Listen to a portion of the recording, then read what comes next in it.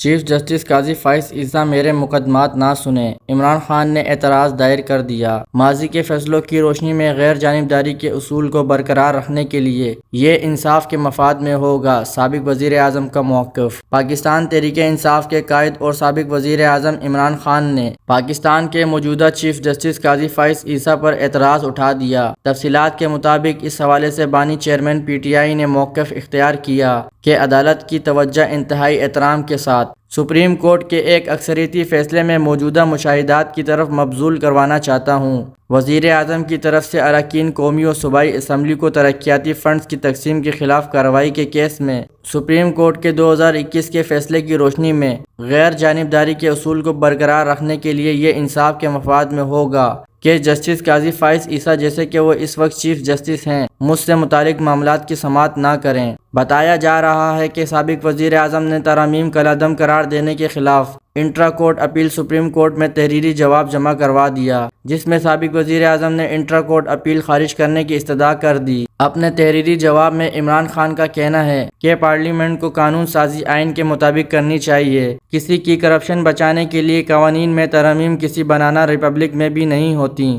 مجھ سے دوران سماعت جسٹس اطہر من اللہ نے کہا، ترامیم کا فائدہ آپ کو بھی ہوگا۔ میرا موقف ہے کہ یہ میری ذات کا نہیں بلکہ ملک کا معاملہ ہے۔ قوانین کا مقصد کسی فرد واحد کے لیے نہیں بلکہ عوام کے لیے ہونا چاہیے۔ ان ترامیم کا مقصد ملکی اداروں کو کمزور کرنا اور طاقتور کو بچانا ہے۔ سپریم کورٹ کو ان سب معاملات کو مد نظر رکھنا چاہیے۔ انہوں نے موقف اپنایا کہ کرپشن معیشت کے لیے تباہ کن اور منفی اثرات مرتب کرتی ہے۔ نیب اختیار کا غلط استعمال کرتا ہے تو ترامیم اسے روکنے کی حد تک ہونی چاہیے۔ اختیارات کا غلط استعمال کرنے کی مثال میرے خلاف نیب کا توشہ خانہ کیس ہے۔ نیب نے مجھ پر کیس بنانے کے لیے 1,80,00,000 کا ہار 3,18 کروڑ کا بتایا۔ ماضی میں کرپشن کرنے والوں نے قوانین اور پارلیمنٹ کو اپنی ڈھال بنایا۔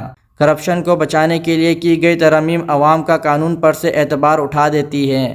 سپریم کورٹ کو حقائق کے سامنے آنکھیں بند نہیں کرنی چاہیے۔ عمران خان نے مزید کہا کہ دبئی لیکس پر کوئی تحقیقات نہیں کی گئی، جس میں مختلف پبلک آفس ہولڈر اور ان لوگوں کی آف شور جائیدادوں کا انکشاف ہوا جنہیں سرکاری خزانے سے ادائیگی کی جاتی ہے۔ وزیر داخلہ محسن نقوی کو یہ ظاہر کرنا چاہیے کہ انہوں نے دبئی میں جائیداد خریدنے کے لیے یہ رقم کیسے کمائی اور کن ذرائع سے بیرون ملک بھیجی۔ نواز شریف، زرداری خاندان، راؤ انور اور کئی سابق جرنیلوں کی جائیدادیں بھی بے نقاب ہو چکی ہیں۔ نیب یا ایف آئی اے کو ان کیسز کی فوری انکوائری کرنی چاہیے تھی، لیکن نیب ایسا نہیں کر رہا کیونکہ انہیں میرے خلاف خصوصی طور پر کام کرنے کی ہدایت کی گئی ہے۔ انصاف کا یہ منتخب نفاذ اس بدعنوانی کا واضح اشارہ ہے جو ہمارے نظام میں جڑ پکڑ چکی ہے۔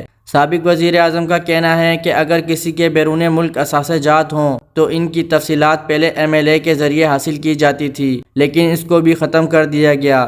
اس سے پہلے یہ ثابت کرنے کی ذمہ داری فرد پر تھی ان کی دولت ان کے ذرائع آمدن سے مماثل ہو۔ نئے قانون کے تحت نیب کو ثابت کرنا ہوگا کہ پیسہ کرپشن کے ذریعے کمایا گیا۔ پبلک آفس ہولڈر کی آمدنی کے ذرائع معروف ہیں اور اگر کوئی رقم ان کے خاندان یا ملازمین کے نام ظاہر ہوتی ہے تو ان سے اس کی اصلیت ثابت کرنے کے لیے نہیں کہا جائے گا۔ ناظرین، اگر آپ ہمارے اس یوٹیوب چینل پہ نئے ہیں تو ویڈیو کو لائک کر دیجئے، چینل کو سبسکرائب کر دیجئے اور بیل آئیکن کو دبانا بالکل بھی نہ بھولیے گا تاکہ آنے والی ہر نیو انفارمیٹو ویڈیو بآسانی آپ تک پہنچ سکے۔